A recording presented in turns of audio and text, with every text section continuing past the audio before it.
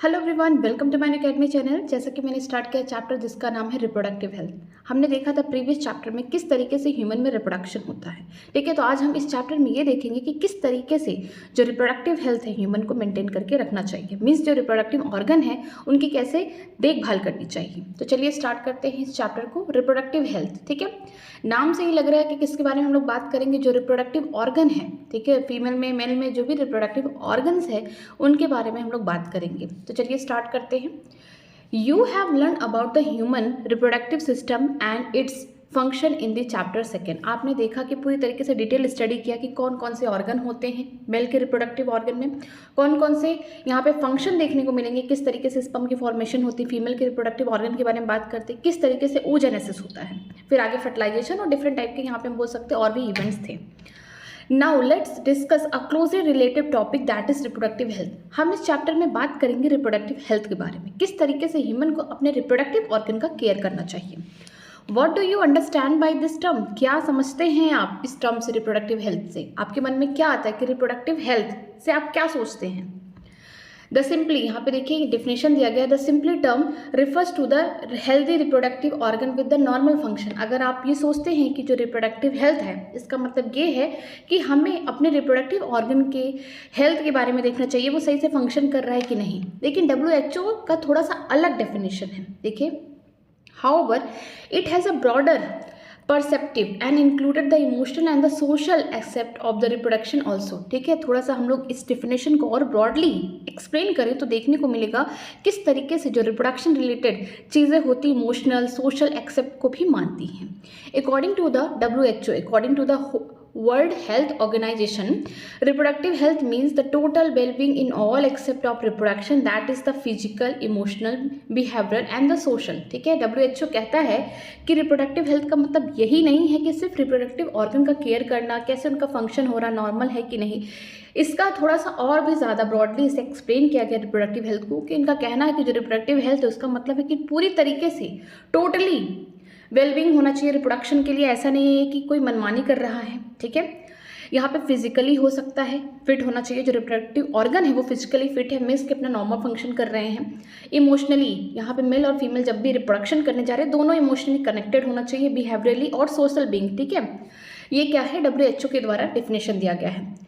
Therefore, a society with the people having physically and functioning normal reproductive organ and the normal emotional and behavioral interaction among them in all the sex related except might be called the reproductive healthy। बोला गया कि कैसे society जिसमें जो people हैं वो physically और functionally जो उनके रिप्रोडक्टिव ऑर्गन हैं फिजिकली भी सही है, ठीक है, और फंक्शन भी सही से कर रहे हैं नॉर्मली, और उनके पास क्या है, normal emotional and behavioural interaction है एक दूसरे से सेक्स के रिलेटेड एक्सेप्ट पे। इसी को हम क्या बोलते हैं, रिप्रोडक्टिवली हेल्दी सोसाइटी, या फिर बोल सकते हैं रिप्रोडक्टिव हेल्थ इनका अच्छा है। Why is it significant to maintain the reproductive health and what are the methods taken up to achieve it? Let us examine them। ठीक है, ऐसा क्यों ज़रूरी है कि हम जो रिप्रोडक्टिव हेल्थ है ह्यूमन का वो अच्छा होना चाहिए, मीन्स नॉर्मल होना चाहिए, कोई प्रॉब्लम नहीं होना चाहिए, और इस कैसे हम इसको मेंटेन कर सकते हैं। ठीक है, इस चैप्टर में हम लोग वही पढ़ेंगे। आगे देखते हैं reproductive health problem and strategy. ठीक है, जो रिप्रोडक्टिव हेल्थ है क्या क्या प्रॉब्लम्स होती हैं, कौन कौन से योजनाएं, यहाँ पे कौन कौन से स्ट्रेटजी हमको फॉलो करना चाहिए जिससे रिप्रोडक्टिव हेल्थ मेंटेन रहे। इंडिया, अब देखिए कि बहुत इंपॉर्टेंट है ये। ठीक है, India was among the first country in the world to initiate the action plan and programme at the national level to attain the total reproductive health as a social goal. ठीक है, India पहली बार पूरे देश में अगर हम बात करते फर्स्ट ऐसी कंट्री है जो कि वर्ल्ड लेवल पर उसने शुरू किया क्या, एक नेशनल लेवल प्रोग्राम, जिसे हम आगे चल के बोलेंगे फैमिली प्लानिंग। कब किया था, 1951 में। This programme is called the family planning. इस प्रोग्राम को क्या बोलते हैं, फैमिली प्लानिंग बोलते हैं। Were initiated in 1951 and were periodically assist over the past decades. ठीक है, ये जो पहली फैमिली प्लानिंग का जो ये प्रोग्राम है सबसे पहले इंडिया ने ही शुरू किया था नेशनल लेवल पर। कब किया था, 1951 में, और ऐसा चलता आ रहा है। अब देखिए कुछ इस प्रोग्राम में इम्प्रूव किया गया, जो फैमिली यहाँ पे बोल सकते हैं जो फैमिली प्लानिंग है ये तो एक तहत इसके थ्रू ये बताया गया किस तरीके से रिप्रोडक्शन करना है। ठीक है, लेकिन अब इसी में कुछ और ब्रॉडली क्या किया गया है, इम्प्रूवमेंट किया गया, हम बोल सकते हैं, और इसको इम्प्रूव किया गया है। ठीक है, improved programme covering a wider reproduction related area, ठीक है, currently in the operation under the popular name जिसको बोलते हैं RCH programme, that is reproductive and child health care programme, ठीक है, जो फैमिली प्लानिंग थी 1951 में, बस उसी को और अच्छे से इम्प्रूव किया गया है और सारे चेंजेस लाई गए हैं। और इस प्रोग्राम का नाम क्या हो गया, RCH। नाम से लग रहा है कि अब तक रिप्रोडक्शन के बारे में बात हो रहा था, मीन्स रिप्रोडक्टिव हेल्थ के बारे में बात हो रहा था, लेकिन अब यहाँ पे हम बोल सकते हैं चाइल्ड हेल्थ केयर के बारे में बात होगा, ठीक। क्रिएटिंग, अब देखिए इस प्रोग्राम के अंदर जो RCH प्रोग्राम है, इसके अंदर क्या क्या किया जाता है, किस तरीके से लोगों को जागरूक किया जा रहा है रिप्रोडक्शन से रिलेटेड, ठीक है। Creating awareness among the people about various reproduction related except and providing the facility and support for the building up a reproductively healthy society are the major task under this programme, ठीक है। जो major task ये है कि awareness फैलाई जाए, जागरूकता फैलाई जाए लोगों के बीच में कि रिप्रोडक्शन से रिलेटेड उनको फैसिलिटी दी जाए, अच्छे हॉस्पिटल, उनको सपोर्ट किया जाए ताकि वो रिप्रोडक्टिवली हेल्दी रह सके, ठीक है। इसका मेजर टास्क यही था। With the help of audio, visible and the print media, governmental and non-governmental agency have taken a various steps to create awareness among the people about the reproduction related accept, ठीक है। Radio के through, television में, ठीक है, print हम बोल सकते हैं, पोस्टर के थ्रू, न्यूज़पेपर के थ्रू, डिफरेंट टाइप के मीडियाज़ के थ्रू, चाहे गवर्नमेंटल एजेंसी हो, नॉन गवर्नमेंटल एजेंसी हो, इनके थ्रू लोगों में क्या किया जा रहा है, समाज में जागरूकता फैलाया जा रहा है, अवेयरनेस फैलाया जा रहा है, किसके रिलेटेड, रिप्रोडक्शन से रिलेटेड, ठीक है। Parents and other close relative, teacher and friends also have a major role in the dissemination of the above information, ठीक है। माता पिता और भी जो क्लोज रिलेटिव है, जो बहुत खास रिश्तेदार हैं, फ्रेंड हो सकते हैं, टीचर्स हो सकते हैं, ये लोग भी क्या कर रहे हैं, रिप्रोडक्शन से रिलेटेड जो इन्फॉर्मेशन है लोगों में, अपने आसपास के लोगों में फैला रहे हैं, ठीक है। Introduction of the sex education in the school should also encourage to provide the right information to the young so that discourage the children from believing in the myth and have misconception about the sex related accept। हाँ, सबसे important ये हुआ कि education system में भी कुछ changes लाई गई, जैसे कि सेक्स एजुकेशन को भी पढ़ाया गया, मीन सेक्स से रिलेटेड बातें की गई, कहाँ पे, स्कूल में बच्चों को इनकरेज किया गया, उनको राइट इन्फॉर्मेशन दी गई, और बाकी जो उनके मन में जो मिथ थी, जो बोल सकते हैं झूठी भावनाएं थी, उनको ख़त्म किया गया sex related, okay. Proper information about the reproductive organ, adolescence and the related changes, safe and the hygienic sexual practices, sexually transmitted disease that is STD, AIDS, etc. would help the people, especially those in the adolescent age group, to lead the reproductive healthy life, ठीक है। लोगों को proper information बताई गई कि reproductive organ का किस तरीके से ख्याल रखना है, ठीक है। एडोलेंस एज में, जो कि 15 से 24 साल के बच्चों में बोला गया, या फिर जो ऐसे लोग हैं जो रिप्रोडक्शन करेंगे, मीन्स जिनकी शादी हो चुकी है, कपल्स के बारे में बात किया जा रहा है, किस तरीके से हाइजीनिक मेंटेन करना है ड्यूरिंग द सेक्सुअल प्रैक्टिस, ठीक है। STD जैसी बीमारियों के बारे में बताया जा रहा है, किस तरीके से अवेयरनेस प्रोवाइड करना है, किस तरीके से प्रिकॉशन लेना है, क्योंकि ऐसी बीमारी होती हैं जो सेक्स से ट्रांसमिट होती हैं एक पार्टनर से दूसरे पार्टनर में, ठीक है। एड्स जैसी भयंकर बीमारियों से लोगों को जागरूक किया जा रहा है, क्योंकि यही एक मीडियम है जो कि बहुत बोल सकते हैं मेनली ये इसके थ्रू ये क्या कर सकते हैं, ट्रांसफ़र हो सकता है। तो इनके बारे में भी सारी चीज़ें बताई गई और तब जाके बोला गया कि एक रिप्रोडक्टिव हेल्दी लाइफ कैसी हो सकती है किसी इंसान की। Educating the people, especially fertile couple and those in the marriageable age group, about the available birth control option, care of the pregnant mother, postnatal care of the mother and the child, importance of the breastfeeding, equal opportunity for the male and the female child, etc. would address the importance of the bringing up the socially conscious healthy family of the desired size, ठीक है।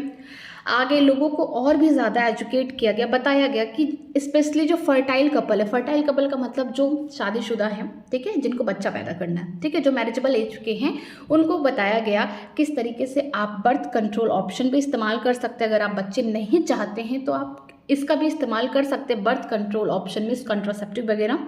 और कोई अगर mother pregnant है, ठीक है, कोई pregnant mother है तो उसका किस तरीके से ख्याल रखना है डिलीवरी के पहले और डिलीवरी के बाद भी। यहाँ पे लिखा गया post natal care of the mother, कि मतलब जब डिलीवरी हो गई है बच्चे की, उसके बाद भी मदर का किस तरीके से ख्याल रखना है, बच्चे का और मदर दोनों का। और किस तरीके से बताया गया है कि ब्रेस्ट फीडिंग बहुत इंपॉर्टेंट है जो यंग इन्फेंट है उसके लिए, ठीक है। और इक्वल अपॉर्चुनिटी दी जाए, ऐसा नहीं है कि लड़के बहुत अच्छे हैं, लड़का लड़की दोनों को इक्वल अपॉर्चुनिटी दिया जाए। उनकी अपब्रिंगिंग में कोई भी ऐसा कुछ नहीं सोचा जाए कि लड़की है या लड़का, भेदभाव नहीं करना है, ठीक है। तो ये सारी चीज़ें ये किसके थ्रू फैलाया जा रहा है, RCH प्रोग्राम के थ्रू लोगों को जागरूक किया जा रहा है कि किस तरीके से आपको, अगर आप रिप्रोडक्शन भी कर रहे हैं तो किस तरीके से आपको डिफरेंट टाइप की टेक्निक्स दी जा रही हैं। अगर आप बच्चा नहीं चाहते हैं तो आप रोक सकते हैं, ठीक है। आपको एक डिज़ायर साइज का एक अपने हिसाब से, मान लीजिए 2 ही बच्चा चाहते हैं तो आपकी फैमिली में 2 ही बच्चे रहेंगे, आपको डिज़ायर साइज का एक आपकी हेल्दी फैमिली मिल सकती है, ठीक है। Awareness of the problems due to the uncontrolled population growth, social evils like the sex abuse and the sex related crime etcetera need to be created to enable the people to think and take up the necessary step to prevent them and thereby build up a socially responsible and healthy society, ठीक है।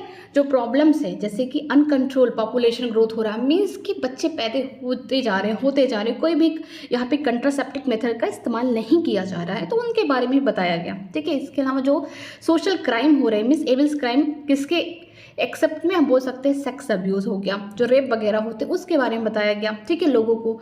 और इनको एक बोल सकते हैं कि किस तरीके से इन सब चीज़ों से बचना है, उसके बारे में इनको वो सारी चीज़ें बताई गई ताकि सोशली भी आप क्या हो सके, हेल्दी हो सके, ठीक है।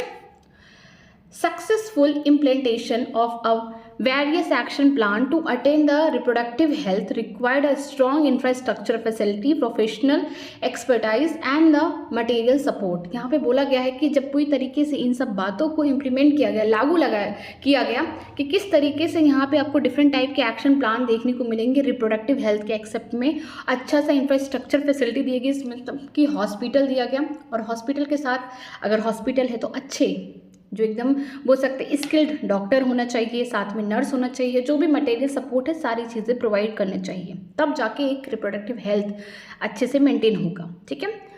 These are the essential to provide a medical assist and the care of the people in the reproduction related problem like the pregnancy, delivery, STD, abortion, contraception, menstruation problem, infertility etc। ठीक है, ये सारी चीज़ें क्यों ज़रूरी है, क्यों medically support करना ज़रूरी है लोगों का, इसलिए ताकि जो भी रिप्रोडक्शन से रिलेटेड प्रॉब्लम हो सके ड्यूरिंग प्रेगनेंसी, मदर को जो जो फेस करना पड़ता है, उसके अलावा डिलीवरी के टाइम, ठीक है, बच्चे और माँ दोनों की जान को भी खतरा हो सकता है अगर अच्छा इंफ्रास्ट्रक्चर नहीं हो तो, ठीक है। STD जैसी बीमारी हो गई, अबॉर्शन की जब कंडीशन आ जाती है, उस कंडीशन में कंट्रासेप्शन मतलब बच्चे नहीं चाहते हैं, पेरेंट्स नहीं चाहते हैं बच्चा पैदा करना, ठीक है, या फिर मेंस्ट्रुएशन प्रॉब्लम हो रही है, इनफर्टिलिटी की प्रॉब्लम है, तो इन सब के लिए भी क्या होना चाहिए, एक अच्छा इंफ्रास्ट्रक्चर फैसिलिटी होना चाहिए, ठीक है, अच्छे अच्छे डॉक्टर्स होने चाहिए, अच्छे हॉस्पिटल स्टेबलाइज करना चाहिए। Implementation of the better technique and new strategy from time to time also required to provide a more efficient care and assistance to the people। ठीक है, जो इम्प्लीमेंटेशन हुआ है, जो ये सारी चीज़ें लागू की गई हैं, पर धीरे धीरे टाइम टू टाइम क्या हुआ और इनमें इम्प्रूवमेंट किया गया है, लोगों को और भी ज़्यादा सुविधाएं दी गई हैं। अब देखिए ये सारी सुविधाएं तो मिल गई, अब लोगों ने इसका गलत फ़ायदा भी उठा लिया, मीन्स इतना ज़्यादा पॉपुलेशन का ग्रोथ हो जाता है कि लोग उसे कंट्रोल नहीं करना चाहते हैं। आगे देखते हैं, देखिए statutory ban on the amniocentesis for the sex determination to the legally check increase the maintenance of the female foeticide, massive child immunisation etcetera are the some programme that merit the mention in this connection. देखिए amniocentesis में होता क्या है, pregnant women है, ठीक है, इस तरीके से उसके यूट्रस में यहाँ पे फीटस है। अब यहाँ पे क्या होता है, ये देखिए उसके यूट्रस में क्या होगा, प्लासेंटा होगा, प्लासेंटा के अंदर फ्लूइड भरे होंगे, उसे को हम क्या बोलते हैं, एमिनोटिक फ्लूइड बोलते हैं। इस फ्लूइड को हम क्या बोलते हैं, एमिनोटिक फ्लूइड बोलेंगे, ठीक है। इस फ्लूइड में क्या होगा कि जो ये बच्चा है, जो यहाँ पे फीटस है, उसके कई सारे सेल क्या होंगे, इस फ्लूइड में डिसॉल्व हो जाएंगे। बस इसी को इंजेक्शन के थ्रू इस फ्लूइड को निकाला जाता है बाहर, ठीक है। इस मेथड से जो एमिनोसिंथेसिस है, इसका मेन मकसद यही था कि किस तरीके से अगर कोई जेनेटिक डिसऑर्डर बच्चे में हो रही है उसे सही किया जाए ड्यूरिंग, हम बोल सकते हैं, एम्ब्रियोनिक स्टेज, क्योंकि यही एक बेस्ट टाइम होता है कि अगर आप चाहते हैं कि कोई भी ऐसी बीमारी जो फ्यूचर में, अब परमानेंट तो हो जाएगा क्योंकि फ्यूचर में जब बच्चा पैदा होगा वो उसका कोई भी इलाज नहीं है, लेकिन उसको सही किया जा सकता है एम्ब्रियोनिक स्टेज में, तो जेनेटिक डिसऑर्डर को चेक करने के लिए एमिनोसिंथेसिस का इस्तेमाल किया जा रहा था। लेकिन कुछ लोग ऐसे भी थे इलीगली ये चेक कर रहे थे कि जो ये फीटस है ये लड़की है या लड़का है। अगर लड़की है तो लोग क्या करते थे, मार देते थे, एबॉर्शन करा देते थे, नहीं चाहते थे लड़की।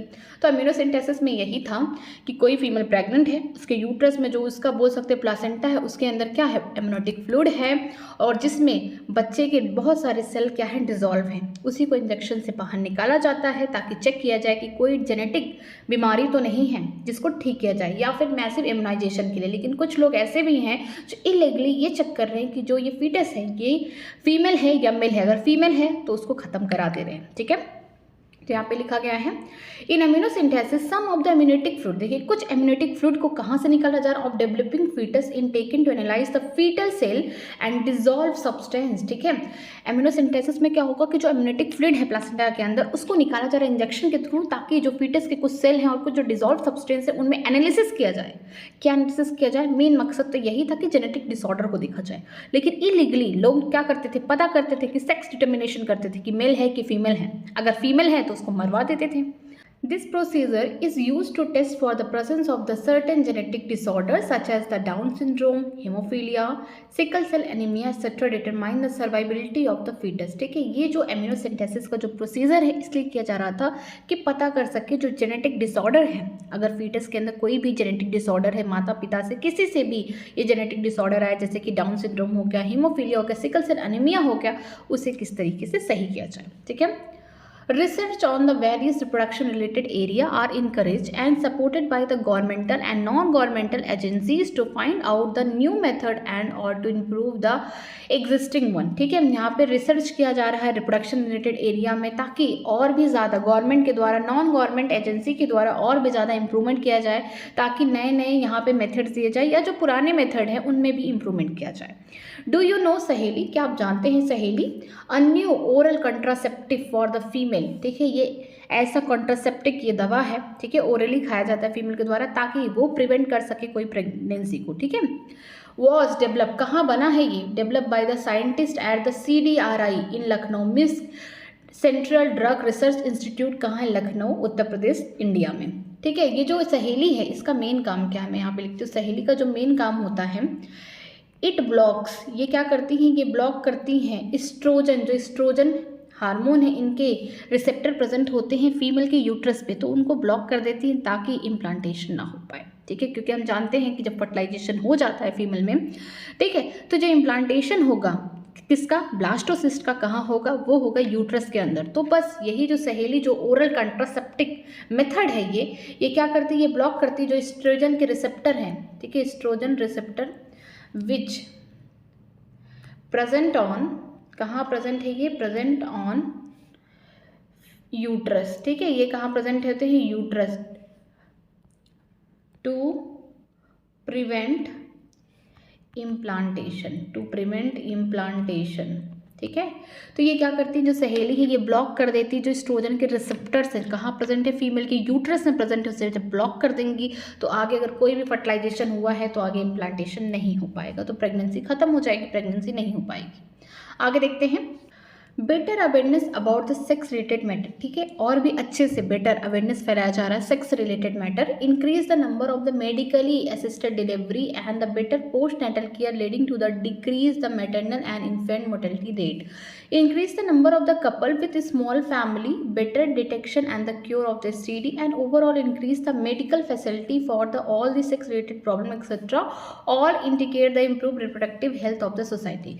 ठीक है, पूरी तरीके से इंप्रूवमेंट करने के लिए क्या हो रहा है, एक बेटर अवेयरनेस फैलाया जा रहा है, किसके एक्सेप्ट में, सेक्स रिलेटेड मैटर के एक्सेप्ट में। ठीक है, यहाँ पे क्या किया जा रहा है, मेडिकली यहाँ पे डिलीवरी कराई जा रही है, मतलब कि नर्स के द्वारा, डॉक्टर के द्वारा, यहाँ पे प्रैक्टिस डॉक्टर, ठीक है, ऐसा नहीं कि झोला छाप, ठीक है, उनके द्वारा अच्छे अच्छे हॉस्पिटलों में क्या किया जा रहा है, यहाँ पे डिलीवरी कराई जा रही है। इसके अलावा पोस्ट नेटल केयर कराया जा रहा है, मीन्स की डिलीवरी के बाद मदर और चाइल्ड दोनों का यहाँ पे किस तरीके से केयर करना है वो किया जा रहा है, जिसकी वजह से जो यहाँ पे यहाँ पे बोल सकते हैं मैटरनल मोर्टेलिटी रेट, ठीक है, जो मदर के मरने का रेट था, पहले क्या होता था जब अच्छी फैसिलिटी नहीं थी तो डिलीवरी के टाइम या तो बच्चे की डेथ हो जा रही थी या तो मदर की डेथ हो जा रही थी। जब अच्छी फैसिलिटी आई, हॉस्पिटल अच्छे बने, तो क्या हुआ, यहाँ पे जो मैटरनल या फिर इन्फेंट मोर्टेलिटी रेट था वो कम हो गया। ठीक है, इसके अलावा जो इंक्रीज हुए हैं कपल, ठीक है, वो क्या कर रहे हैं, अपनी छोटी छोटी फैमिलीज बना रहे हैं। इसके अलावा बेटर डिटेक्शन हो पा रहा है कि जो STD जैसी एकदम यहाँ पे बोल सकते इतनी ज़्यादा भयंकर बीमारी है, इनका किस तरीके से डिटेक्शन किया जाए, अगर वो क्यूरेबल है तो उसे किस तरीके से ख़त्म किया जाए, उसको पूरी तरीके से क्योर किया जाए।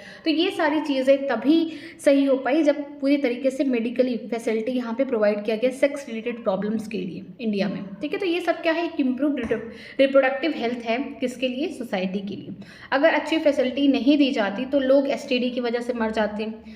ड्यूरिंग डिलीवरी के टाइम या तो बच्चे की जान चली जाती या तो मदर की जान चली जा रही थी। लेकिन जो फैसिलिटी अच्छी दी गई, हॉस्पिटल अच्छे दिए गए, अच्छे डॉक्टर, अच्छी तरीके से दवा इलाज सब कुछ अच्छा हुआ, तो यहाँ पे जितनी भी प्रॉब्लम हो रही थी, सेक्स रिलेटेड प्रॉब्लम हुआ या फिर हम बोल सकते हैं रिप्रोडक्शन रिलेटेड जो प्रॉब्लम थी, ठीक है, ये सारी चीज़ें भी क्या हो गई, शॉर्ट आउट हो गई। अब आगे देखते हैं population stabilisation and the birth control. किस तरीके से पॉपुलेशन का रेट आपको डिफरेंट ईयर में देखने को मिलेंगे, कितने बढ़े, ठीक है, और क्या है birth control. In the last century and all round, the development in the various fields significantly improved the quality of the life of the people, ठीक है। अगले 100 साल से हम लोग ये देख रहे हैं कि यहाँ पे बहुत सारा यहाँ पे डेवलपमेंट किया जा रहा है, ठीक है, इम्प्रूव किया जा रहा है ह्यूमन की लाइफ में, ठीक है, उसकी क्वालिटी ऑफ लाइफ में। हाउएवर इंक्रीज्ड, देखिए किस तरीके से यहाँ पे क्या क्या चेंजेस लाया गया ताकि एक इंसान की जीवन अच्छा हो सके।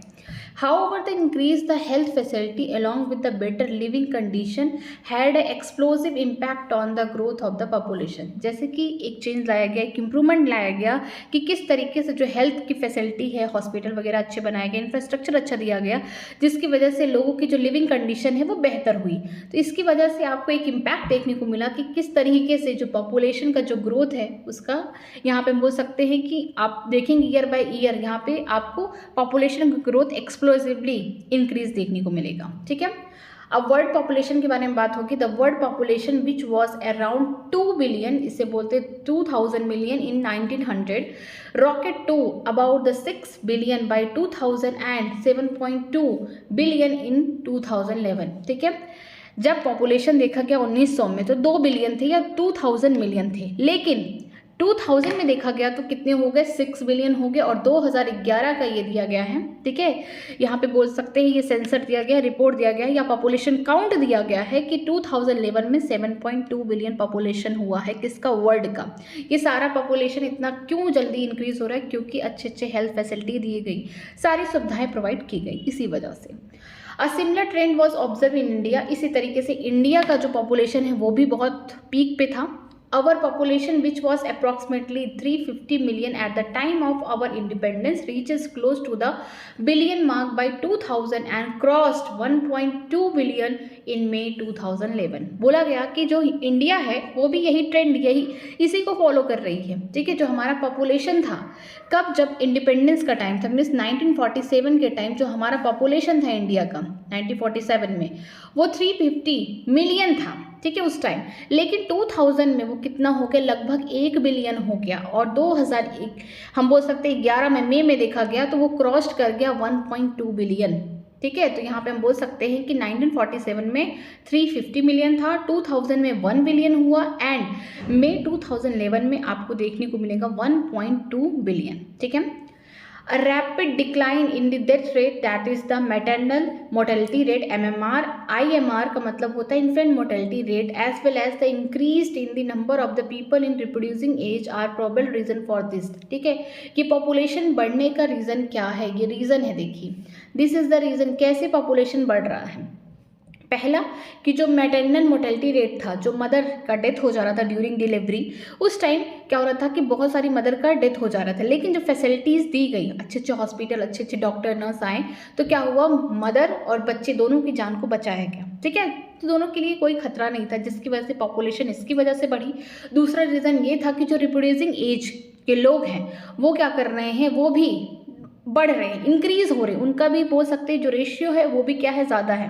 हम बोल सकते हैं प्री रिप्रोडक्टिव में कम होंगे, लेकिन जो रिप्रोड्यूसिंग एज है, जिनकी शादी हो गई है, या ऐसे कपल जो क्या कर सकते हैं, रिप्रोडक्शन कर रहे हैं, तो वो क्या है, उनका भी रेट ज़्यादा है, तो जिसकी वजह से यहाँ पे पॉपुलेशन क्या होगा, इंक्रीज होगा, ठीक है। तो यहाँ पे एक रीज़न ये है कि जो मैटरनल मोर्टेलिटी रेट था, जो मदर का डेथ हो जा रहा था ड्यूरिंग डिलीवरी के टाइम, वो रेट कम हुआ। जो इन्फेंट मोर्टेलिटी रेट था, जो बच्चे मर जा रहे थे जन्म के समय, उनका भी रेट कम हुआ, जिसकी वजह से पॉपुलेशन क्या हुआ, बढ़ गया।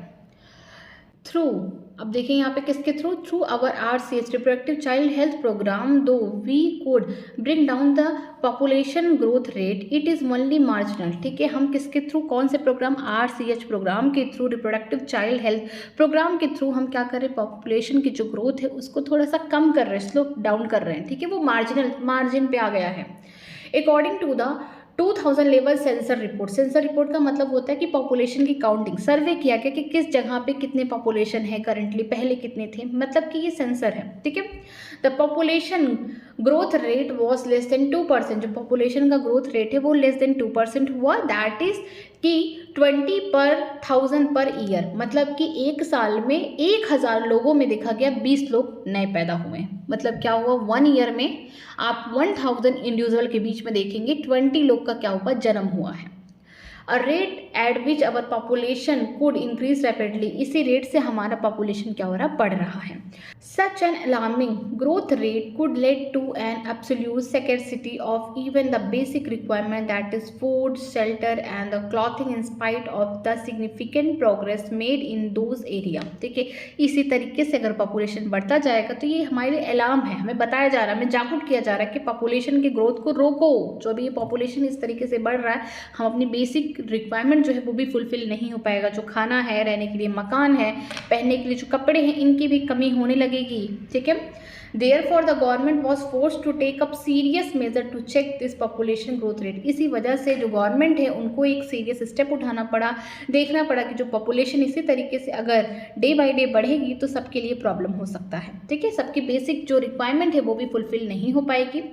द मोस्ट इंपॉर्टेंट स्टेप, सबसे जो इंपॉर्टेंट स्टेप है गवर्नमेंट के द्वारा लिया गया, देखिए, to overcome this problem is to motivate the smaller family by using the various contraceptive method. ठीक है, पहला उनका जो स्टेप था कि लोगों को जागरूक किया जाए, लोगों को मोटिवेट किया जाए कि जितना छोटा परिवार होगा उतना सुखी परिवार होगा। ठीक है, उनको कॉन्ट्रासेप्टिव मेथड के बारे में बताया जाए कि किस तरीके से आप बर्थ को कंट्रोल कर सकते हैं। ठीक है, You might have seen advertisement in the media as well as the poster bill etc. showing a happy couple with the 2 children with the slogan हम दो हमारे दो, we two our two। ठीक है, आप देखे होंगे सोशल मीडिया के थ्रू। ठीक है, बैनर्स पे देख सकते हैं, पोस्टर में देख सकते हैं, बिल्स पे देख सकते हैं कि पीछे क्या होंगे, पेरेंट्स होंगे, माता पिता होंगे, दो के सामने क्या होंगे, 2 बच्चे होंगे, एक लड़का एक लड़की होगी, और दिखा रहे हैं we two our two, हम दो हमारे दो। ठीक है, ये क्या कर रहे हैं, लोगों को मोटिवेट कर रहे हैं कि ज़्यादा बच्चे पैदा करने की ज़रूरत नहीं है। इससे क्या हो रहा है, इससे सारे सबको प्रॉब्लम होगी, सबकी जो बेसिक नीड है वो फुलफिल नहीं हो पाएगी। तो आप जितना छोटा परिवार रखेंगे उतना सुखी होगा। Many couple mostly the young the urban working once have even adopt a 1 child norm. ठीक है, अगर हम बात करते हैं शहर में, जो शहर में कपल रह रहे हैं उन्होंने क्या किया, 1 चाइल्ड नॉर्म इस्तेमाल किया, मतलब कि वो सिर्फ एक ही बच्चा करेंगे, चाहे वो लड़की हो या लड़का हो।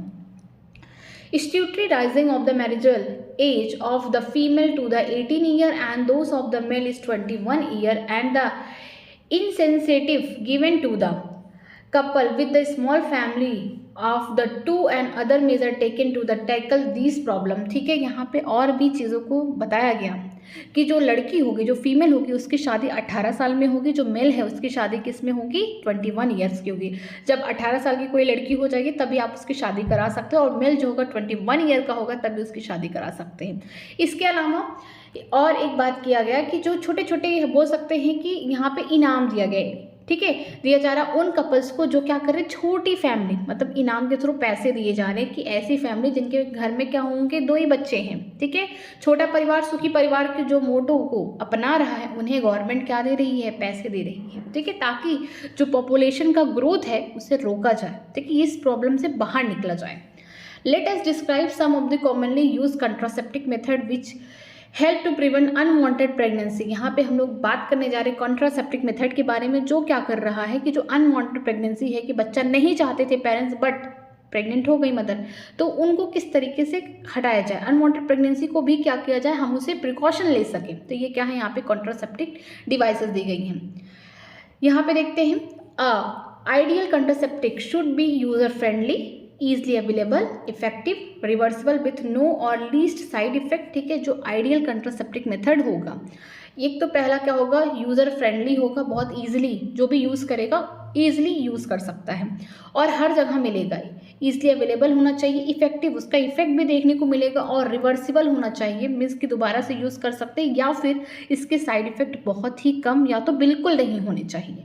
तो ये क्या होंगे, हम बोल सकते हैं कि आइडियल कॉन्ट्रासेप्टिक है, ठीक है। It also should no way interfere with the sexual drive, desire and और the sexual act of the user, ठीक है। और ये जो कॉन्ट्रासेप्टिक, जो आइडियल कॉन्ट्रासेप्टिक है, ये किसी भी तरीके से सेक्शुअल ड्राइव के टाइम इंटरफेयर कुछ ना करे, इंटरप्शन ना करे, या फिर हम बोल सकते हैं जो सेक्सुअल डिज़ायर है उसमें कोई प्रॉब्लम क्रिएट ना करे यूज़र का। तो ये सारी चीज़ें अगर ये हैं किसी भी कॉन्ट्रासेप्टिक मेथड में तो वो क्या होंगे, आइडियल कॉन्ट्रासेप्टिक होंगे, okay. Wide range of the contraceptive method are presently available, which could be broadly grouped into the following category, namely the natural, traditional, barrier, IUDs, oral contraceptive, injectable, implant and surgical method. यहाँ पे different type के यहाँ पे बोल सकते हैं, broadly group दिए गए हैं किसका, कॉन्ट्रासेप्टिव का। नेचुरल ट्रेडिशनल मेथड भी अपना सकते हैं, बैरियर यूज कर सकते हैं जैसे कंडोम वगैरह, आईओडीज मीन्स कॉपर्टी वगैरह इस्तेमाल कर सकते हैं, ओरल कॉन्ट्रासेप्टिव पिल्स का इस्तेमाल कर सकते हैं, इंजेक्टेबल इंजेक्शन के थ्रू आप ले सकते हैं कॉन्ट्रासेप्टिव को, इम्प्लांट करा सकते हैं स्किन में जिसका आपको 5-6 साल बाद आप फिर से दोबारा इम्प्लांट कराएंगे, मीन्स इसका क्या होगा, एक टाइम पीरियड होगा इम्प्लांट में। सर्जिकल मेथड है, आप सीधे से क्या करिए, जो वॉस डिफरेंस है उस पर कट लगाइए, टाइट कराइए, जो फैलोपियन ट्यूब है उसे कट लगाइए, टाइट कराइए, जिसे हम नसबंदी बोल सकते हैं, ठीक है। तो ये सारे मेथड्स है क्या है, डिफरेंट कॉन्ट्रासेप्टिव के। तो चलिए देखते हैं जो नेचुरल मेथड है, ठीक है, जो नेचुरली आप उसे प्रिवेंट कर सकते हैं, जैसे हम नेचुरल या फिर बोल सकते हैं ट्रेडिशनल मेथड, ठीक है। ये क्या हो गया, traditional, this is called traditional method also, natural को। चलिए देखते हैं, नाम से लग रहा है कि नेचुरल का मतलब क्या है कि नेचुरली, बिना किसी बैरियर के, बिना किसी दवा, बिना किसी इंजेक्शन के आप इसे क्या कर रहे हैं, प्रिवेंट कर रहे हैं। कॉन्ट्रैप्शन का मतलब ये होता है कि किस तरीके से जो स्पर्म है, जो ओवम है, दोनों को मिलने ना दें, ठीक है, रोक लगाएं, ठीक। तो हम देखेंगे जो ट्रेडिशनल हो गया, नेचुरल मेथड हो गया, वो किस प्रिंसिपल पे काम कर रहा है उसके बारे में देखते हैं। Natural method work on the principle of avoiding the chance of the ovum and sperm meeting, ठीक है। इनका मेन मोटिव यही है कि जो नेचुरल मेथड है या ट्रेडिशनल मेथड है, ये चाहते हैं कि जो ओवम है, स्पर्म है, दोनों मिल ना पाए। अगर मिल जाएंगे तो फर्टिलाइजेशन हो जाएगा और जो आगे चल के प्रेगनेंसी कर देगा। तो ये मिलन नहीं होने देंगे स्पर्म और ओवम का, जिसकी वजह से क्या हो जाएगा, यहाँ पर प्रेगनेंसी होगा ही नहीं। तो ये क्या है, नेचुरल या फिर बोल सकते ट्रेडिशनल कॉन्ट्रासेप्टिव मेथड है। जैसे कि इसमें 3 टाइप के होते हैं, पहला क्या है, पीरियोडिक एब्सेंस हो गया, विथड्रॉल और द क्वाइटस इंटरप्ट्स हो गया, और थर्ड हो गया लैक्टेशनल इम्यूनिटी। ये सब तीनों क्या है, नेचुरल मेथड के पार्ट है।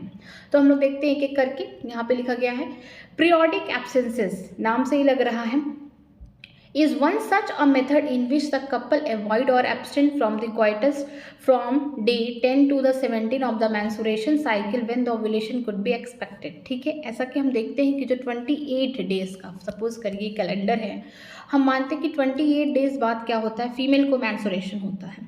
जो 14 डे होगा, 14वां दिन होगा फीमेल की बॉडी में, वो क्या होगा, उसका ओव्यूलेशन पीरियड होगा, ठीक है।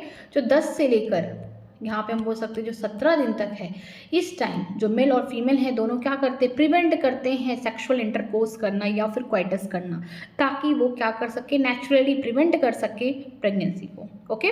तो यहाँ पे क्या होता है, जो फीमेल है, मान लीजिए 28 डेज का अगर उसका मेंस्ट्रुएशन साइकिल है, ठीक, तो उसमें जो 14 डे होगा उस दिन क्या होगा, ओव्यूलेशन होगा, मीन्स कि ओवम बाहर निकलेगा, सेकेंडरी ओसाइट बाहर निकलेगा। तो 10 से 17 दिन मीन्स ओव्यूलेशन के पहले और ओव्यूलेशन के बाद, ये जो टाइम है इसे फर्टाइल पीरियड भी बोलते हैं। इस टाइम क्या होता है, बहुत हाईली चांसेस होता है कि फीमेल प्रेग्नेंट हो सकती है। तो इस समय क्या होता है कि मेल और फीमेल दोनों क्वाइटस नहीं करते हैं। As the chance of the fertilisation is very high during this period, it is called fertile period. ये जो चांस है 10 से लेकर 17वां दिन तक जो मेंस्ट्रुएशन साइकिल का जो ये टाइम पीरियड है, इसे हम फर्टाइल पीरियड कहते हैं, क्योंकि यहाँ पर फर्टिलाइजेशन होने के बहुत ज़्यादा चांसेस हैं। Therefore, by the abstaining from the coitus during this period, contraception could be prevented, ठीक है। ये जो टाइम होता है, ठीक है, जो ये फर्टाइल पीरियड 10 से 17 दिन तक की जो टाइम पीरियड होता है, इसमें क्या होता है, मेल और फीमेल क्वाइटस नहीं करते, जिसकी वजह से इस पीरियड में हम बोल सकते हैं यहाँ पे कॉन्ट्रासेप्शन की तरह, नेचुरल मेथड की तरह इस्तेमाल करते हैं और प्रेगनेंसी को ख़त्म करते हैं। मीन्स प्रेगनेंसी को यहाँ पे कोई चांसेस ही नहीं है कि फीमेल प्रेग्नेंट हो पाए। आगे देखते हैं विथड्रॉल और the coitus interruptions. is another method in which the male partner withdraw his penis from the vagina just before the ejaculation so as to avoid the insemination। इसमें क्या होता है, विड्रॉल का मतलब क्या होता है, बाहर निकालना। ठीक है, विड्रॉल का मतलब ये होता है बाहर निकालना। आप कहाँ से बाहर निकालो, जो मेल है ड्यूरिंग द क्वाइटस या फिर बोल सकते हैं ड्यूरिंग द सेक्सुअल इंटरकोर्स के टाइम जो मेल है अपना पेनिस फीमेल के वर्जाइना से बाहर निकालता है बिफोर द इंसेमिनेशन। ठीक है, तो इस टाइप के जो बोल सकते हैं कॉन्ट्रासेप्टिव को हम बोल सकते हैं विड्रॉयल या फिर कॉइटस इंटरप्टस। यहाँ पे नाम से लग रहा है कि कॉइटस, यहाँ पे सेक्सुअल इंटरकोर्स हो गया, इंटरप्टस का मतलब हो गया कि कोई विघ्न बाधा आ गई। ठीक है, तो इसमें क्या होगा, जो मेल पार्टनर होगा वो अपने पेनिस को बाहर निकालेगा फीमेल के वर्जाइना से, ताकि जो एजुकुलेशन है, जो इंसेमिनेशन है उससे पहले, ठीक है, उसके बॉडी में नहीं कर रहा है। इसका मतलब कि कहीं ना कहीं प्रेगनेंसी को क्या कर रहा है, प्रिवेंट कर रहा है। थर्ड क्या है, लैक्टेशनल अमोनोरिया। इसमें क्या होता है, absence of the mensuration method is based on the fact that the ovulation and therefore the cycle do not occur during the period of the intense lactation following the parturition. क्या होता है कि जब female pregnant होती है उस time क्या होता है, उसके बॉडी में ओवुलेशन, मेंसुरेशन, ये सारी चीज़ें बंद हो जाती है, स्टॉप रहती हैं। और जब फीमेल प्रेग्नेंट है वो 9 महीने पूरे जेस्टेशन के टाइम, इसके बाद पार्चुरेशन का मतलब होता है कि जब डिलीवरी हो गई, बेबी की डिलीवरी हो गई, इस टाइम के बाद 6 महीने तक जब वो यहाँ पे लैक्टेशन कर रही, इंटेंस लैक्टेशन करा रही, उस टाइम भी क्या होता है कि फीमेल के बॉडी में ओवुलेशन नहीं होता, मेंसुरेशन नहीं होता है। तो हम बोल सकते हैं कि उसके प्रेगनेंसी से लेकर 6 महीने तक ये वेरी कर सकता है, 3 से 4 महीने भी हो सकते हैं आफ्टर पार्चुरेशन के 3, 4, 5 मैक्सिमम जो होगा 6 महीने होगा, मिनिमम 3 महीने में भी बोल सकते हैं फीमेल को मेंसुरेशन हो सकता है। तो इस टाइम पे क्या होता है, जो लैक्टेशनल अमोनेरिया होता है, इस टाइम में क्या होगा, फीमेल की बॉडी में पार्चुरेशन के बाद, डिलीवरी के बाद उसकी बॉडी में कोई भी ओव्यूलेशन नहीं होगा, जिसकी वजह से हम बोल सकते हैं कि जो मेंसुरेशन साइकिल है वो स्टॉप रहेगा। ठीक है, क्यों, क्योंकि यहाँ पे फीमेल ब्रेस्ट फीडिंग करा रही है अपने बच्चे को, इंटेंस लैक्टेशन हो रहा है। अब इसी में क्या होगा कि वो प्रिवेंट कर सकती है फर्दर प्रेगनेंसी को। ठीक है, लेकिन ये थोड़ा रिस्की है। देखिए यहाँ पे therefore along as the mother breast feed the child fully chance of the conception is almost nil. ठीक है, यहाँ पे बोल सकते हैं कि इसका जो टाइम होता है मदर का जो ब्रेस्ट फीडिंग कराना, जो लैक्टेशन अमोनेरिया का जो टाइम है मैक्सिमम 6 महीने है, ये कम भी हो सकता है लेकिन 6 महीने तक ही ये काम करता है। ठीक है, जिसमें आपको बोल सकते हैं पूरी तरीके से कंसेप्शन देखने को मिलेगा और यहाँ पे कोई भी साइड इफेक्ट नहीं है। Therefore, this method has been reported to be effective only maximum period of the 6 months following the parturition। Parturition के बाद 6 महीने तक ये जो लैक्टेशन अमोनेरिया वाला जो पीरियड है ये तभी तक वैलिड है, तभी तक फीमेल की बॉडी में ओव्यूलेशन नहीं हो रहा है, मेंसुरेशन नहीं हो रहा, तो कोई भी यहाँ पे चांसेस नहीं है कि वो प्रेग्नेंट हो सके। ठीक है, as no medicine or the devices are used in these methods, side effects are almost nil and chances of the failure though of this method is high। देखिए यहाँ पे लिखा गया है कि इस टाइम फीमेल कोई दवा नहीं ले रही है, कोई डिवाइस इस्तेमाल नहीं कर रही है, कॉन्ट्रासेप्टिव डिवाइस इस्तेमाल नहीं कर रही है, यहाँ तक कि जो साइड इफेक्ट है 0 है, कोई साइड इफेक्ट नहीं है। बट जो चांसेस ऑफ फेलियर हैं कि ये भी हो सकता है कि कुछ फीमेल में क्या होता है कि जो लैक्टेशनल अमोनेरिया का जो पीरियड है वो 4 महीने तक ही हो, 6 महीने सोच रही है बट 4 महीने, पता चला कि कुछ टाइम बाद उसे पीरियड ही नहीं आया और सच में वो प्रेग्नेंट हो गई सेकेंड टाइम। तो यहाँ पे जो चांसेस है फेलियर की बहुत ज़्यादा हाई है, बहुत रिस्की है ये। ठीक है, आगे देखते हैं, आगे लिखा गया है बैरियर। बैरियर का मतलब क्या होता है कि हम रोक लगा रहे हैं किसी के थ्रू। बैरियर का मतलब क्या है, बीच में कोई ऐसी दीवार है, मतलब एक कमरे के बगल में दूसरा कमरा है, तो कैसे ये बैरियर है, बीच में दीवार है। ठीक है, तो यहाँ पे बैरियर मेथड में क्या होगा कि जो ओवम स्पर्म है दोनों को मिलने नहीं देंगे, किसी वजह से रोक दिया जाएगा। ठीक है, तो चलिए देखते हैं। In barrier method, the ovum and the sperm are the prevented from the physically meeting with the help of the barrier। ठीक है, यहाँ पे क्या होगा, जो ओवम है सेकेंडरी साइड है और जो यहाँ पे स्पर्म है दोनों को फिजिकली मीट नहीं होने देंगे। ठीक है, किसकी मदद से नहीं होने देंगे, बैरियर की मदद से। Such method are available for the both male and females. ये जो मेथड है बैरियर मेथड, ये दोनों के लिए अवेलेबल है, जैसे कि मेल हो गया या फिर फीमेल हो गए। अब बात करते हैं यहाँ पे condoms.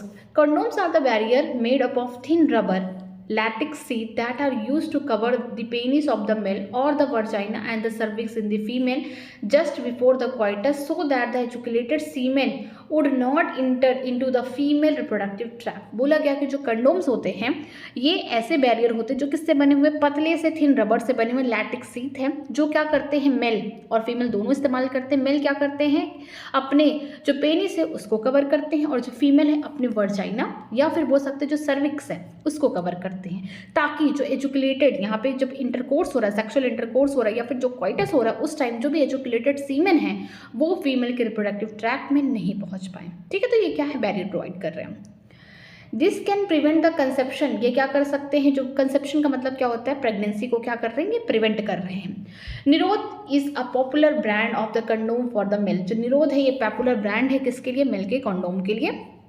Use of condom has increased in recent year due to the additional benefit of the protecting the user from the constructing the STI and the AIDS। जो इस समय जो इस्तेमाल है कंडोम्स का बहुत ज़्यादा इस्तेमाल किया जा रहा है। क्यों, पहला तो ये कंट्रासेप्टिव मेथड में इस्तेमाल किया जा रहा है कि प्रेगनेंसी नहीं चाहिए, दूसरा कि जो STI जैसे सेक्सुअली ट्रांसमिटेड इन्फेक्शन हो गया या एड्स जैसी भयंकर बीमारी से बचने के लिए जो मेल हैं वो क्या इस्तेमाल कर रहे हैं, कंडोम्स इस्तेमाल कर रहे हैं कि एक पार्टनर से दूसरे पार्टनर में STI जैसी बीमारी ना फैल सके।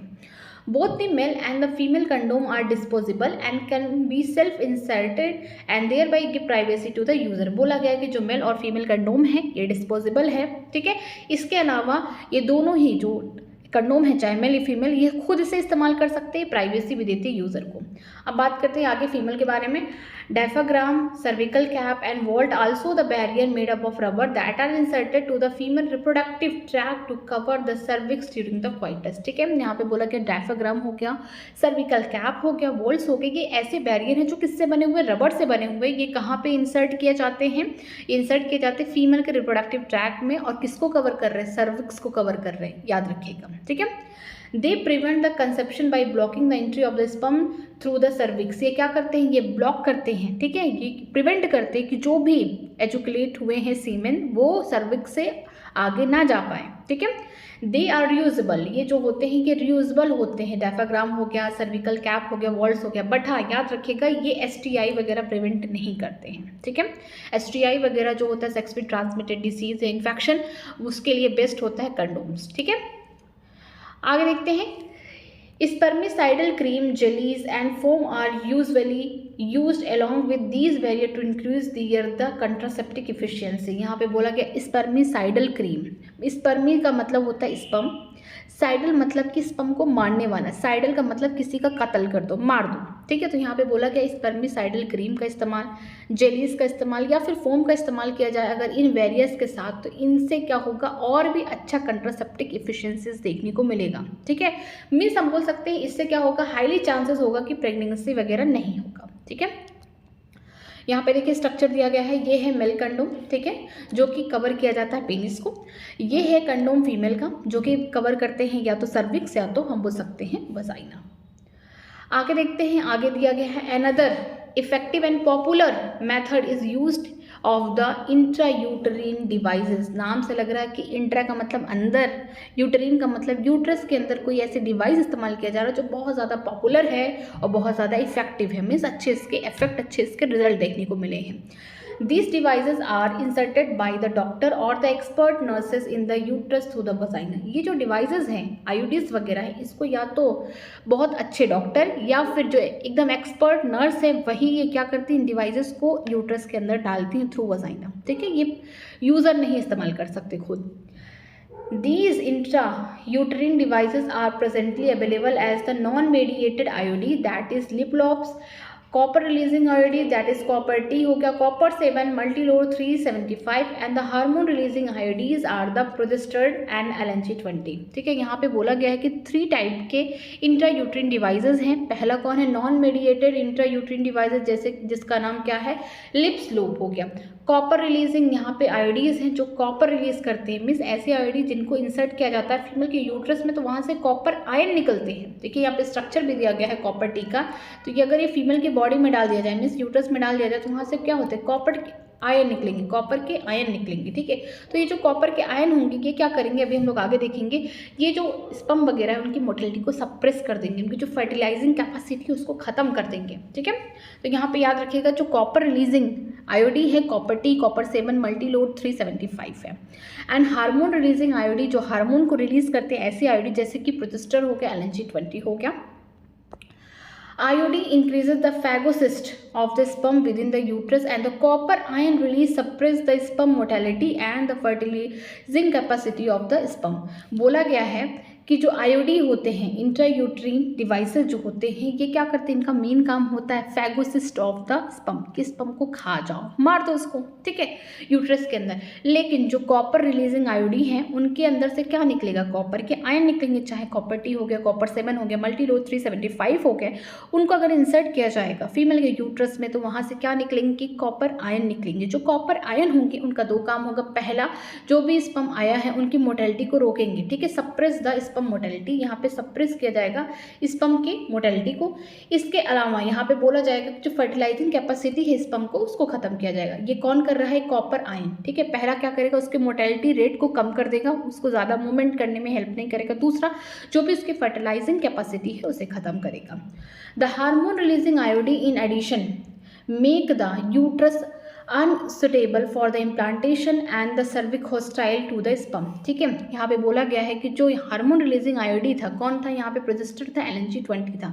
पहला काम आईओडी इसका चाहे नॉन मेडिएटेड हो या फिर कॉपर रिलीजिंग आईओडी हो या फिर हार्मोन रिलीजिंग आईओडी हो, इनका मेन काम क्या है कि यूट्रस के अंदर जो स्पर्म आए हैं उनको फैगोसिस्ट उनको मार के खा जाना।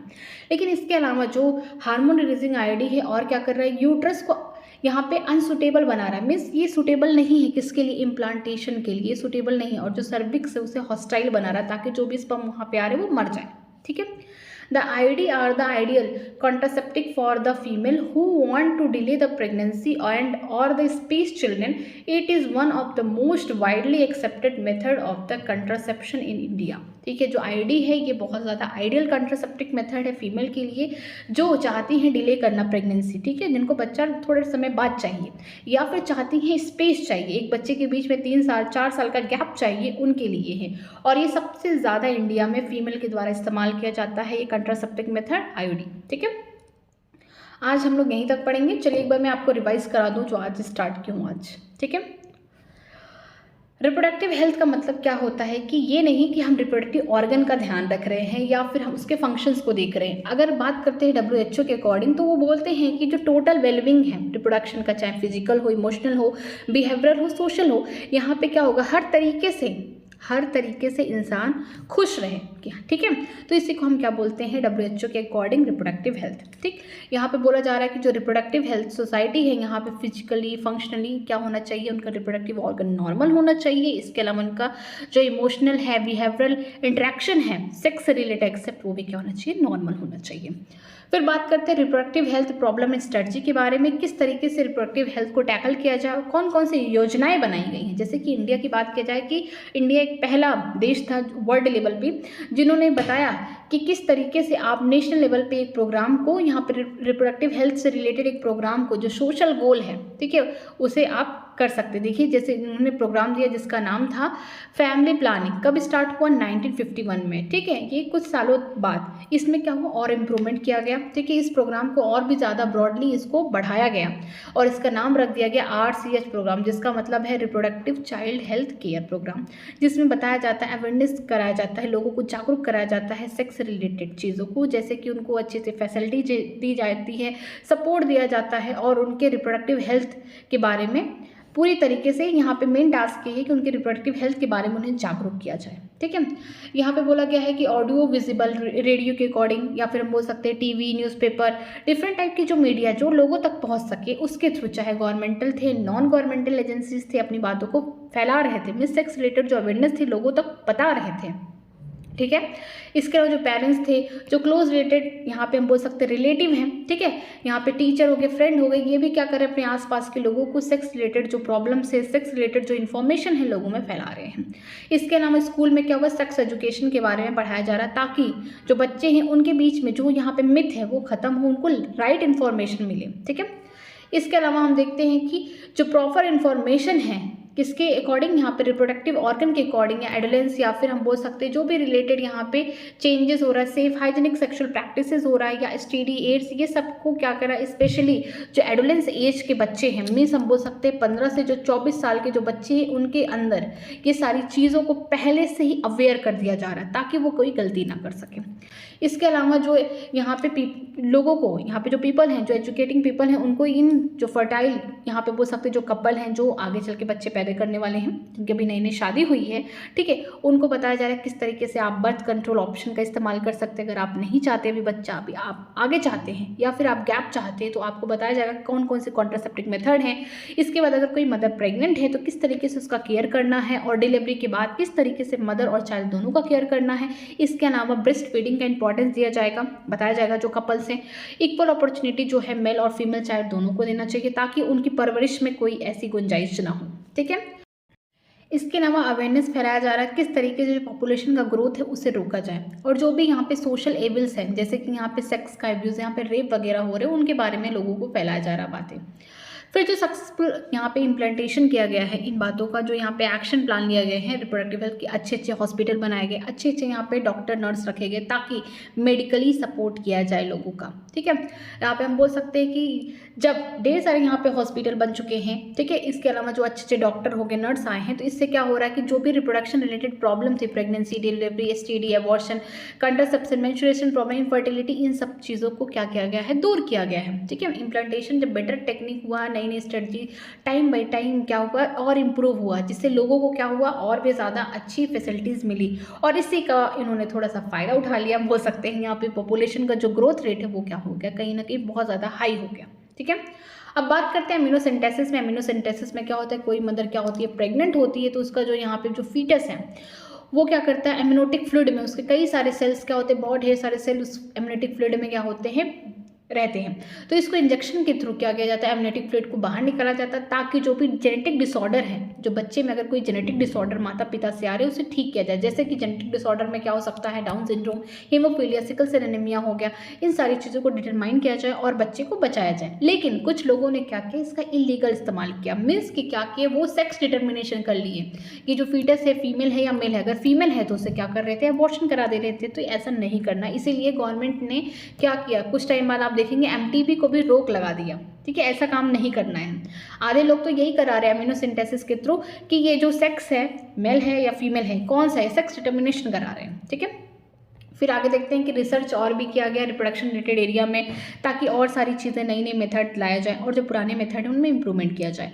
सहेली की बात करते हैं, एक नया ओरल कंट्रासेप्टिक है फीमेल के लिए, ठीक है, ताकि ये प्रेगनेंसी वगैरह को दूर करे। और इनका मेन काम क्या होता है कि जो एस्ट्रोजन के रिसेप्टर होते हैं फीमेल के यूट्रस में, उसे ब्लॉक करते हैं ताकि इम्प्लांटेशन नहीं हो पाता। मीन्स यहाँ पर हम बोल सकते हैं प्रेगनेंसी को डिले, यहाँ पर प्रेगनेंसी होने नहीं देते हैं, ठीक है। अगर हम बात करते हैं सहेली कहाँ बनाए, CDRI, central drug research institute Lucknow, ठीक है, उत्तर प्रदेश, इंडिया में बना। अगर बेटर अवेयरनेस फैलाया जाए सेक्स रिलेटेड मैटर में तो क्या हुआ, ढेर सारे मेडिकली असिस्टेड डिलीवरीज कराई गई। मिस की हम बोल सकते हैं हॉस्पिटल में डिलीवरी हुई एक्सपर्ट डॉक्टर नर्स के द्वारा।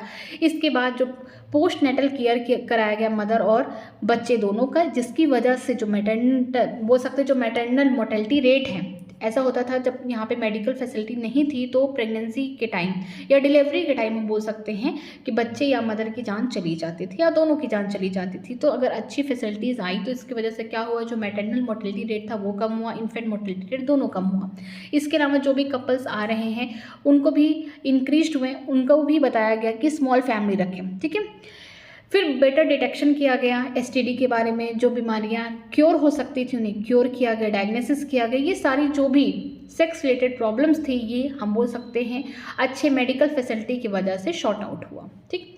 फिर बात करते हैं population stabilisation and birth control में कि लास्ट जो सेंचुरी थी उसमें देखा गया कि पॉपुलेशन मतलब ठीक ठाक था, तब प्रॉब्लम्स थी, तब अच्छी फैसिलिटीज़ नहीं थी। लेकिन जब धीरे धीरे हेल्थ की फैसिलिटी दी गई, लोगों का जो लिविंग स्टैंडर्ड है उसे थोड़ा सा सही किया गया, तो देखने को मिला कि जो पॉपुलेशन का रेट है वो बहुत हाई हो गया। जैसे कि वर्ल्ड पॉपुलेशन की बात की जा रही है 1900 में 2 बिलियन है या 2000 मिलियन है, लेकिन अगर हम बात करते हैं 2000 में तो ये 6 बिलियन है और 2011 में देखा जाए तो 7.2 बिलियन हो गया। यही सेम ट्रेंड इंडिया भी फॉलो कर रहा है। 1947 जब इंडिपेंडेंस का टाइम था तो 350 मिलियन बिलियन था, तब तो कमी थी खाने पीने रहने हर जगह। जब धीरे धीरे सारी चीज़ें फिर से अच्छी हुई, बेटर हुई, तो क्या हुआ, पॉपुलेशन का भी यहाँ पे बोल सकते ग्रोथ रेट भी बढ़ गया। ठीक है, अगर 2000 की बात करते तो 1 बिलियन, और यहाँ पे बात करते मई 2011 की बात करते तो 1.2 बिलियन भी इंडिया की पॉपुलेशन क्रॉस कर सकी। ठीक है, और ये पॉपुलेशन बढ़ क्यों रहा है, क्योंकि यहाँ पे मेडिकल फैसिलिटी प्रोवाइड की, जिसकी वजह से जो यहाँ पे बोल सकते हैं मैटरनल मोर्टेलिटी रेट था ये कम हुआ। जो मदर मर रही थी ड्यूरिंग डिलीवरी के टाइम, उनकी जान बच रही है। जो इन्फेंट मोर्टेलिटी रेट था ये भी कम हुआ। जो बच्चे मर जा रहे थे जन्म के टाइम, उनको भी बचाया गया, तो इसकी वजह से पॉपुलेशन बढ़ रहा है। इसके अलावा हम बोल सकते हैं कि जो रिप्रोड्यूसिंग एज है, ठीक है, जो हम बोल सकते हैं जो कपल हैं आगे चल के प्रोडक्शन करने वाले हैं, उनका भी रेट क्या हो रहा है, उनका भी नंबर बढ़ रहा है, जिसकी वजह से यहाँ पे पॉपुलेशन की साइज़ क्या हो रही है, बढ़ रही है।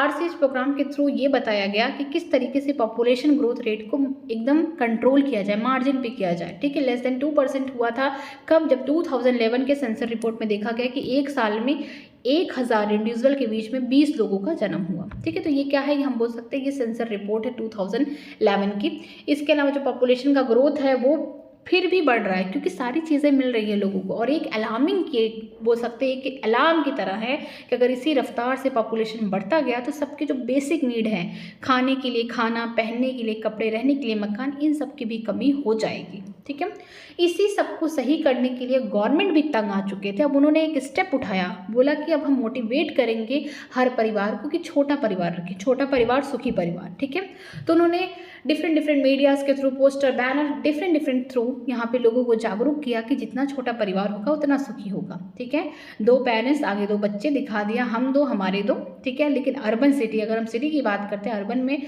लोगों ने 1 चाइल्ड नॉर्म को फॉलो किया, मीन्स एक ही बच्चा चाहिए।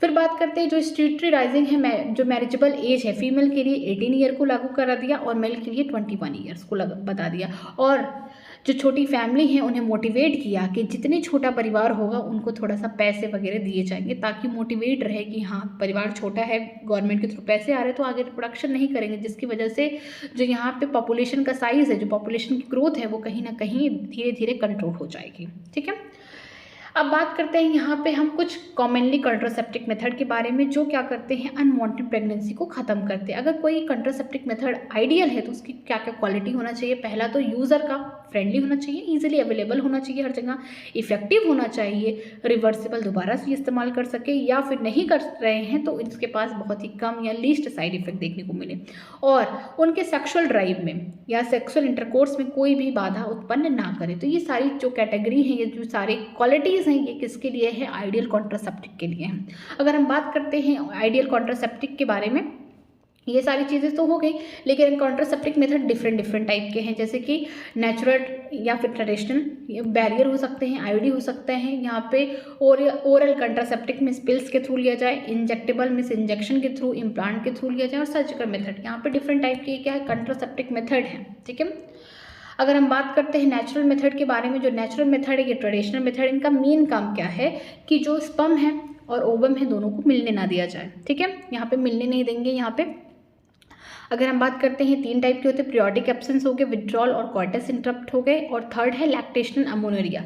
अगर पीरियोडिक एब्सेंस की बात करते हैं तो ये जो 10 से लेकर 17 दिन तक होता है, ये फीमेल में ये फर्टाइल पीरियड होता है, यहाँ पे हाई चांसेस होते हैं कि यहाँ पे वो प्रेग्नेंट हो सकती है। तो इस टाइम पे क्या होते हैं, मेल और फीमेल को क्वाइटस से बचना चाहिए, जिसकी वजह से क्या हो सके, इस टाइम पर अगर फीमेल में क्वाइटस नहीं करती हैं तो यहाँ पे बोल सकते हैं फर्टिलाइजेशन बिल्कुल नहीं होगा। ठीक है, अगर विड्रॉल या क्वाइटस इंटरप्टस की बात करते हैं तो इस समय क्या होता है कि ड्यूरिंग क्वाइटस के टाइम, ड्यूरिंग सेक्सुअल इंटरकोर्स के टाइम, जो मेल है अपना पेनिस फीमेल के वर्जाइना से बाहर निकालता है, ताकि जो एजुकुलेशन है, इंसेमिनेशन है, वो बाहर कर सके, जिसकी वजह से यहाँ पे क्या हो सके, विड्रॉल और क्वाइटस इंटरप्टस ये क्या कर सके, कॉन्ट्रासेप्टिक मेथड है। लैक्टेशनल एमोनेरिया के बारे में बात करते हैं तो क्या होता है, जब फीमेल प्रेग्नेंट होती है उस टाइम उसके बॉडी में ओव्यूलेशन, मेंस्ट्रुएशन जैसी चीज़ें क्या होती है, स्टॉप होती हैं। पार्चुरेशन के बाद जब बच्चा पैदा हो जाता है उसके बाद भी इंटेंस ब्रेस्ट फीडिंग कराना होता है फीमेल को, उस टाइम भी मैक्सिमम 6 महीने तक फीमेल की बॉडी में ओव्यूलेशन या मेंस्ट्रुएशन नहीं चलता है। तो इसी को हम क्या बोलते हैं, लैक्टेशनल अमोनेरिया या फिर एब्सेंस ऑफ मेंस्ट्रुएशन बोलते हैं। क्यों?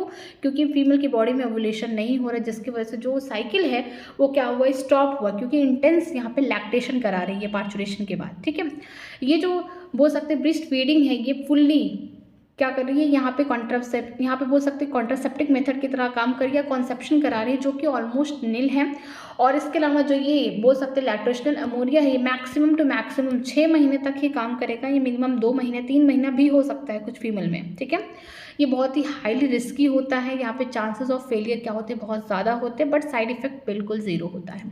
बैरियर के बारे में बात करते हैं। बैरियर में क्या होता है, ओवम और स्पर्म को दोनों को फिजिकली मीट नहीं करने दिया जाता है। किसकी मदद से, बैरियर की मदद से। मेल और फीमेल दोनों के लिए अवेलेबल है। कंडोम जो होते हैं ये बैरियर होते हैं, जो किससे बने होते हैं, रबर से बने हुए, लैटेक्स सीज से बने हुए हैं, जो कवर करते हैं पेनिस मेल में। अगर फीमेल की बात करते हैं वर्जाइना और सर्विक्स को कवर किया जाता है, ठीक है। जिसकी मदद से क्या होता है कि जो एजुकुलेटेड यहाँ पे सीमेन होंगे ड्यूरिंग क्वाइटस, वो मेट नहीं कर पाएंगे सेकेंडरी ओसाइट से। अगर हम बात करते हैं इनके कंसेप्शन की, ये पूरी तरीके से अच्छे होते हैं, यहाँ पे कोई साइड इफेक्ट भी देखने को नहीं मिलेगा। और निरोध क्या है, पॉपुलर ब्रांड है किसका, मेल के कंडोम का। अगर हम बात करते हैं जो इस्तेमाल है कंडोम का बहुत ही ज़्यादा हाई हो चुका है, क्योंकि ये इसके साथ एडिशनल बेनिफिट देता है। कॉन्ट्रासेप्टिक मेथड तो है ये, इसके अलावा ये कॉन्ट्रासेप्टिक मेथड के साथ ये एडिशनल बेनिफिट ये भी देता है कि STI जैसे एड्स जैसी बीमारियों को बचाता है होने से, ठीक है। जो मेल और फीमेल कंडोम होते हैं डिस्पोजेबल होते हैं। इसके अलावा ये सेल्फ इंसर्ट होते हैं और प्राइवेसी देते हैं यूज़र को। बात करते हैं फीमेल के बारे में, यहाँ पे डायफ्राग्राम हो गया, सर्वाइकल कैप हो गया, वॉल्ट हो गया, ऐसे बैरियर हैं जो रबर से बने हुए हैं, इंसर्ट किए जाते हैं फीमेल के रिप्रोडक्टिव ट्रैक में, जो कवर करते हैं सर्विक्स को, ठीक है, ड्यूरिंग क्वाइटस। इसके अलावा ये क्या करते हैं, कंसेप्शन को प्रिवेंट करते हैं, ताकि ब्लॉक कर दें, सर्विस से ब्लॉक कर देंगे, जो भी स्पर्म आया है उसको अंदर नहीं जाने देंगे यूट्रस में, जिसकी वजह से यहाँ पे कोई प्रेगनेंसी नहीं होगी। ये रियूजेबल होते हैं और ये कोई किसी भी प्रकार का STI जैसी बीमारियों से बचाव नहीं करते हैं, ठीक है। अगर हम बात करते हैं स्पर्मिसाइडल क्रीम हो गया, जेली हो गया, फोम हो गया, इनका इस्तेमाल अगर इन बैरियर के साथ किया जाए तो और इनकी इफिशियंसी, जो कंट्रासेप्टिक इफिशियंसी है वो बढ़ जाएगी। यहाँ पे देखिए ये है मेल कंडोम, फीमेल कंडोम हो गया। अब बात करते हैं अगर हम IUD के बारे में, तो जो IUD होता है इंट्रायूटेरिन डिवाइसेस होते हैं, ऐसी डिवाइसेस जिनका इस्तेमाल यहाँ पे फीमेल्स करती हैं। किसके द्वारा किया जाता है, खुद से इस्तेमाल नहीं कर सकती, एक्सपर्ट डॉक्टर या फिर नर्स हो, ये क्या करती हैं, इन IUDs को फीमेल के वर्जाइना के थ्रू यूट्रस में पुट करती हैं, ठीक है। इसके अलावा यहाँ पे बात करते हैं जो इंट्रायूटेरिन डिवाइसेस हैं, ये 3 टाइप के होते हैं। नॉन मेडिएटेड IUD जैसे लिप्स लोक हो गया, copper releasing IUD, copper T, copper 7, मल्टीलोक 375 हो गया। हार्मोन रिलीजिंग IUD होते हैं जैसे कि प्रोजेस्टर हो गया, LNG-20 हो गया। जो IUD होती है इनका मेन काम होता है जो भी स्पर्म आया है फीमेल की यूट्रस में उनको मार देना, ठीक है। इसके अलावा जो कॉपर रिलीजिंग IUD होंगी वो क्या करते हैं, कॉपर को रिलीज करते हैं। जो कॉपर आयन होंगे वो क्या करते हैं, ये हेल्प करते हैं कि जो भी स्पर्म की मोटिलिटी है उसको ख़त्म करते हैं। इसके अलावा जो भी फर्टिलाइजिंग प्रॉपर्टी है किसी स्पर्म को उसको भी ख़त्म करते हैं, ताकि जो भी स्पर्म आ चुका है यूट्रस में अब आगे नहीं जाए फर्टिलाइजेशन करने के लिए। जो हार्मोन रिलीजिंग IUD है वो फैगोसिस्ट के साथ साथ यूट्रस को सुटेबल नहीं बनाता, अनसुटेबल बनाता, ताकि जो भी इम्प्लांटेशन है वो ना हो पाए, और जो सर्विक्स है उसे हॉस्टाइल बनाता है। जो IUD होती है ये बहुत ज़्यादा आइडियल मानी जाती हैं इंडिया में कंट्रासेप्टिव, क्योंकि फीमेल इसका इस्तेमाल बहुत ज़्यादा करती हैं। पहला रीज़न ये है कि वो डिले करती है प्रेगनेंसी को, नहीं चाहती अगर प्रेग्नेंट होना तो वो डिले चाहती हैं, ठीक है, टाइम चाहती हैं। इसके अलावा अगर वो स्पेस या गैप चाहती हैं एक चिल्ड्रन से दूसरे चिल्ड्रन के बीच में, तो इसका इस्तेमाल IUD का करती हैं। और ये मोस्टली बहुत ही ज़्यादा एक्सेप्टेड मेथड है कंट्रासेप्शन का इंडिया में फीमेल के द्वारा, ठीक है। यहाँ पे स्ट्रक्चर दिया गया है कॉपर T का, ये स्ट्रक्चर है, ठीक है। आगे हम लोग कल पढ़ेंगे। अगर आपको किसी भी लाइन में कहीं पे भी डाउट है तो मुझसे आप कमेंट सेक्शन में पूछ सकते हैं, मैं उसका रिप्लाई करूँगी। Thank you very much.